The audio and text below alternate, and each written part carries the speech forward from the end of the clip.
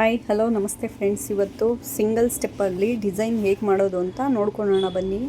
ನೋಡಿ, ನಾನಮ್ಮ ಹಾಕ್ತಾಯಿದ್ದೀನಿ. ಈ ಥರ ಡಿಸೈನ್ ಬರುತ್ತೆ. ಒಂದೇ ಲೇಯರಲ್ಲಿ ಡಿಸೈನ್ ಹಾಕ್ಕೊಂಡು ಹೋಗೋದು.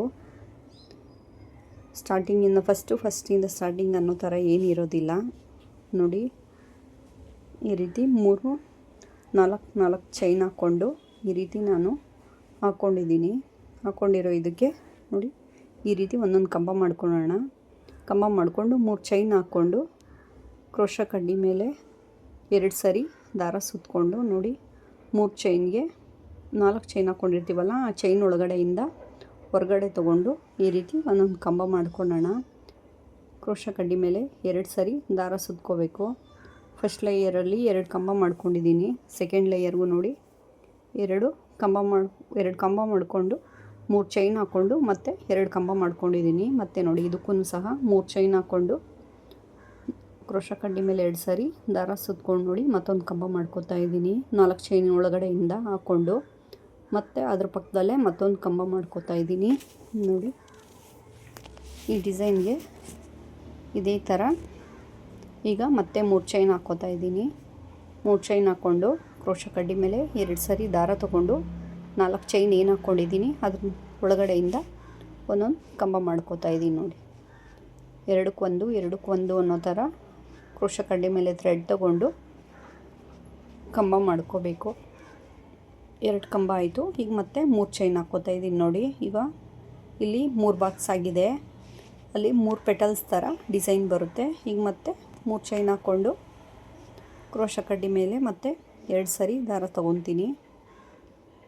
4 ಚೈನ್ ಒಳಗಡೆಯಿಂದನೇ ಹೊರಗಡೆ ತೊಗೊಂಡು ಕಂಬ ಮಾಡಿಕೊಂಡು ಇದನ್ನು ಎಲ್ಲಿಗೆ ಬರುತ್ತೋ ಅಲ್ಲಿಗೆ ನೋಡಿಕೊಂಡು ಲಾಕ್ ಮಾಡ್ಕೋಬೇಕು.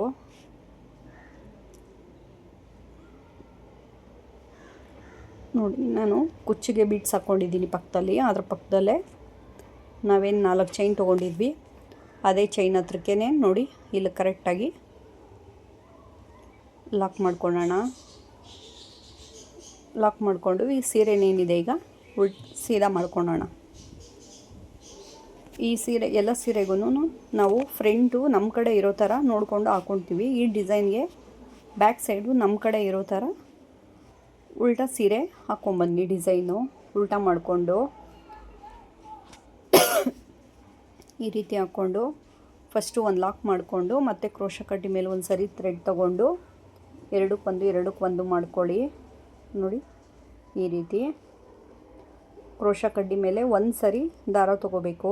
ಇದಕ್ಕೆ ಒಂದೊಂದು ಗ್ಯಾಫಲ್ಲೂ 5 ಚೈನ್ ಬರೋ ಥರ ನೋಡಿಕೊಂಡು ಹಾಕ್ಕೊಳ್ಳಿ. ನೋಡಿ,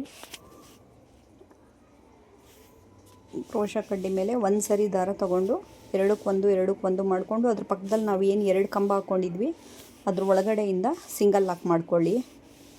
ನೋಡಿ, ಈ ರೀತಿ ಸಿಂಗಲ್ ಲಾಕ್ ಆದಮೇಲೆ ಪಕ್ಕದಲ್ಲಿರೋ 3 ಚೈನ್ ಗ್ಯಾಪ್ ಏನಿರುತ್ತೆ ಆ ಗ್ಯಾಪ್ ಮೇಲೆ ಮತ್ತೆ ಕ್ರೋಶ ಕಡ್ಡಿ ಮೇಲೆ ಒಂದು ಸರಿ ಥ್ರೆಡ್ ತೊಗೊಂಡು ಈ ರೀತಿ ಚೈನ್ಗಳ್ನ ಹಾಕ್ಕೊಳ್ತಾ ಹೋಗಬೇಕಾಗುತ್ತೆ. ನೋಡಿ, ಈಗ ಎರಡಕ್ಕೊಂದು ಅನ್ನೋ ಥರ ಪುಟ್ ಕಂಬ ಮಾಡ್ಕೋಬೇಕು.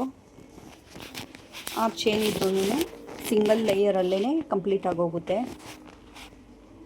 ನೋಡಿ, ಇದೇ ಥರ ಮಾಡ್ಕೊಳ್ಳಿ. ಒಂದೊಂದು ಗ್ಯಾಪ್ಗೂ 5 ಕಂಬಗಳು ಮಾಡ್ಕೊಳ್ಳಿ. ಸಿಂಗಲ್ 1 ಸರಿ ದಾರ ತೊಗೋಬೇಕು. ಕ್ರೋಶ ಕಡ್ಡಿ ಮೇಲೆ 2 ಸರಿ ದಾರ ತೊಗೊಳಂಗಿಲ್ಲ. ನೋಡಿ, ಇದು ಕಂಬದ ಗ್ಯಾಪ್ ಏನಿದೆಯೋ 2 ಕಂಬದ ಮಧ್ಯದಲ್ಲಿ ಗ್ಯಾಪ್ ಏನಿರುತ್ತೋ ಆ ಗ್ಯಾಪ್ಗೆ ಸಿಂಗಲ್ ಲಾಕ್ ಮಾಡ್ಕೋಬೇಕು. ನೀಡ್ಲ ಮೇಲೆ 1 ಸರಿ ಥ್ರೆಡ್ ತೊಗೋಬೇಕು. ಎರಡಕ್ಕೊಂದು ಅನ್ನೋ ಥರ ಒಂದೊಂದು ಗ್ಯಾಪಲ್ಲಿ 5 ಕಂಬಗಳನ್ನ ಮಾಡ್ಕೊಳ್ಳಿ.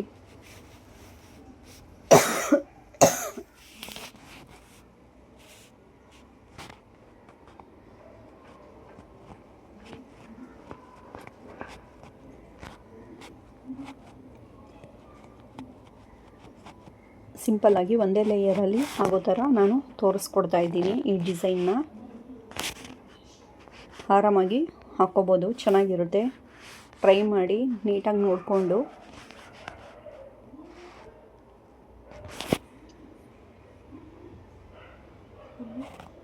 ನೋಡಿ,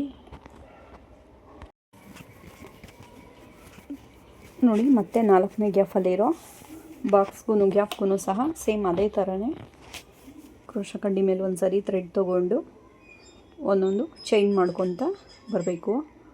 5 ಚೈನು ಮಾಡ್ಕೊಬೇಡಿ. ಥ್ರೆಡ್ನ ನೀಟಾಗಿ ಎಳ್ಕೊಳ್ಳಿ, ಯಾವುದೂ ಸಹ ಬಿಡ್ದಂಗೆ. ಈಗೇನು ನೋಡಿ ನಾವು ಲಾಕ್ ಮಾಡ್ಕೊಂಡಿದ್ವಿ, 2 ಚೈನ್ ಮಾಡ್ಕೊಂಡಿದ್ವಲ್ಲ, ಅದೇ ಚೈನ್ಗೆ ಸಿಂಗಲ್ ಹಾಕ್ಕೊಂಡು ಒಂದು ನಾಟ್ ಹಾಕ್ಕೋಬೇಕು. ನಾಟ್ ಹಾಕ್ಕೊಂಡು ನಾವು ಫಸ್ಟ್ ಏನು ಲಾಕ್ ಮಾಡಿದ್ವೋ ಅದೇ ಲಾಕ್ ಹತ್ರಕ್ಕೇ ಇದನ್ನು ಸಹ ಲಾಕ್ ಮಾಡ್ಕೋಬೇಕು. ನೋಡಿ ಸೀದಾ ಯಾವ ರೀತಿ ಕಾಣ್ತಾ ಇದೆ. ಪ್ರತಿಯೊಂದು ಆರ್ಚೂ ಸಿಂಗಲ್ ಲೇಯರಲ್ಲೇ ಕಂಪ್ಲೀಟಾಗಿ ಹೋಗ್ಬಿಡುತ್ತೆ ನೋಡ್ಕೊಳ್ಳಿ.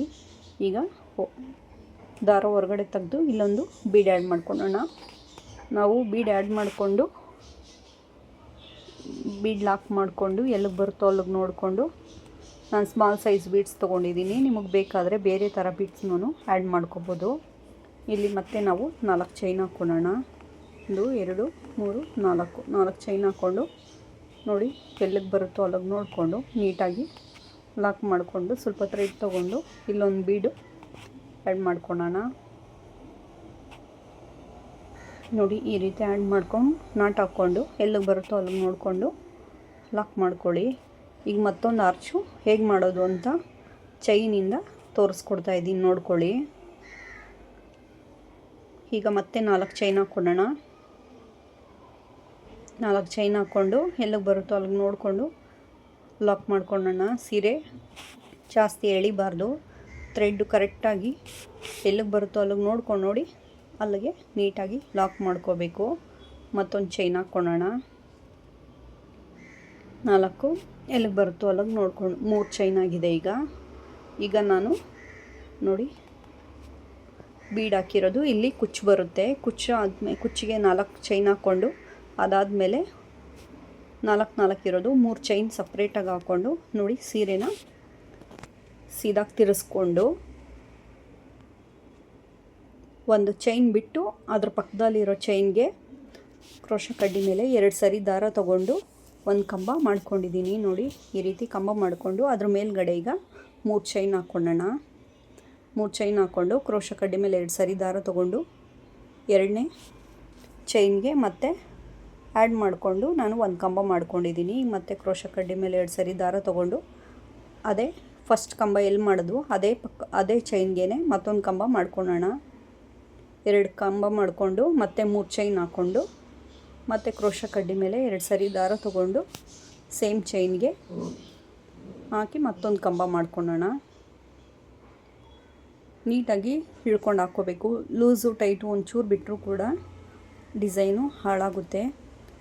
ಎಲ್ಲನೂ ಒಂದೇ ಸಮ ಹಿಡ್ಕೊಂಡು ಸೇಮ್ ಅಳತೆಗೇ ಮಾಡ್ಕೊಳ್ಳಿ. ಕ್ರೋಶ ಕಡ್ಡಿ ಮೇಲೆ 2 ಸರಿ ದಾರ, 2 ಅಂತ ಆರ್ಚ್ ಮಾಡ್ಕೊಳ್ಳಿ. ಇಲ್ಲಿ ಎರಡು ಆರ್ಚ್ ಆದಮೇಲೆ 3 ಚೈನ್ ಹಾಕ್ಕೊಂಡು ಮತ್ತು ಕ್ರೋಶ ಕಡ್ಡಿ ಮೇಲೆ 2 ಸರಿ ದಾರ ತೊಗೊಂಡು 2 ಅನ್ನೋ ಥರ ನೋಡಿ ಈ ರೀತಿ ಮಾಡಿಕೊಂಡು ಮತ್ತೊಂದು ಸರಿ ಕ್ರೋಶ ಕಡ್ಡಿ ಮೇಲೆ 2 ಸರಿ ದಾರ ತೊಗೊಂಡು 2 ಈ ರೀತಿ ಮಾಡಿಕೊಂಡ್ರೆ 2 ಚೈನ್ ಆಯಿತು. 2 ಚೈನ್ ಆದಮೇಲೆ ಮತ್ತೆ 3 ಚೈನ್ ಹಾಕ್ಕೊಳ್ಳೋಣ. 2 ಕಂಬ ಆದಮೇಲೆ 3 ಚೈನು ಮತ್ತು ಕ್ರೋಶ ಕಡ್ಡಿ ಮೇಲೆ 2 ಸರಿ ದಾರ ತೊಗೊಂಡು 4 ಚೈನಿಂದ ನಾವು ಏನು ಹಾಕ್ತಿದ್ವಿ ಅದೇ ಚೈನ್ ಒಳಗಡೆಗೆ ಮತ್ತೊಂದು ಕಂಬ ಮಾಡ್ಕೊಳ್ಳೋಣ. ಕಂಬ ಮಾಡ್ಕೊಂಡು ನೋಡಿ ಎಲ್ಲಿಗೆ ಬರುತ್ತೋ ಅಲ್ಲಿಗೆ ನೀಟಾಗಿ ನೋಡಿಕೊಂಡು ಲಾಕ್ ಮಾಡ್ಕೊಳ್ಳಿ. ನೋಡಿ ಬೀಡ್ ಪಕ್ಕ ನಾವೇನು ಲಾಕ್ ಮಾಡಿರ್ತೀವೋ ಅದೇ ಲಾಕ್ ಹತ್ರಕ್ಕೇ ನೀಟಾಗಿ ಥ್ರೆಡ್ ಬರುತ್ತೆ ಕಂಬದ್ದು, ಅಲ್ಲಿಗೆ ನಾವು ಲಾಕ್ ಮಾಡ್ಕೋಬೇಕು. ಈಗ ಮತ್ತೆ ಸೀರೆನ ಉಲ್ಟಾ ಮಾಡ್ಕೊಳ್ಳೋಣ. ನೋಡಿ ಈ ರೀತಿ ಉಲ್ಟಾ ಮಾಡಿಕೊಂಡು ಈಗ ಒಂದು ಲಾಕ್ ಮಾಡ್ಕೊಳ್ಳೋಣ. ಇಲ್ಲಿ ಕ್ರೋಶ ಕಡ್ಡಿ ಮೇಲೆ ಒಂದು ಸರಿ ಥ್ರೆಡ್ ತೊಗೊಂಡು ನೋಡಿ ಇಲ್ಲಿಗೊಂದು ಲಾಕ್ ಮಾಡಿಕೊಂಡು ಮತ್ತು ಅದೇ ಥರ ಕ್ರೋಶ ಕಡ್ಡಿ ಮೇಲೆ ಥ್ರೆಡ್ ತೊಗೊಂಡು ಮತ್ತೊಂದು ಸರಿ 2 ಅನ್ನೋ ಥರ ಈ ಆರ್ಚಲ್ಲಿ ಸೇಮ್ 5 ಚೈನ್ ತೊಗೊಬೇಕು. 5 ಆರ್ಚ್ ಬರುತ್ತೆ ಒಂದೊಂದು ಸಿಂಗಲ್ ಲೇಯರ್ದು.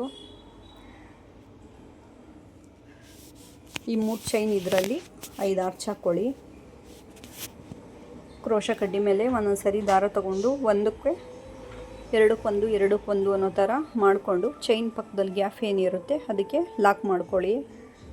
ಈ ರೀತಿ ಲಾಕ್ ಮಾಡಿ ಮತ್ತೆ 3 ಚೈನ್ ಗ್ಯಾಪ್ ಏನಿರುತ್ತೆ ಅದರಲ್ಲಿ ಅದರ ಹತ್ರ ಮತ್ತೆ ಚೈನ್ ನೀಡ್ಲ ಮೇಲೆ ಒಂದು ಸರಿ ದಾರ ತೊಗೊಳೋದು, ಎರಡಕ್ಕೆ ಒಂದು ಅನ್ನೋ ಥರ ಈ ರೀತಿ ಈ 3 ಚೈನ್ ಗ್ಯಾಪಲ್ಲಿ ಮತ್ತೆ 5 ಕಂಬನ ಹಾಕೋಬೇಕಾಗುತ್ತೆ. ಈ ರೀತಿ ಈ 3 ಚೈನ್ ಗ್ಯಾಪಲ್ಲೂ ಸೇಮ್ 5 ಕಂಬ ಬರೋ ಥರ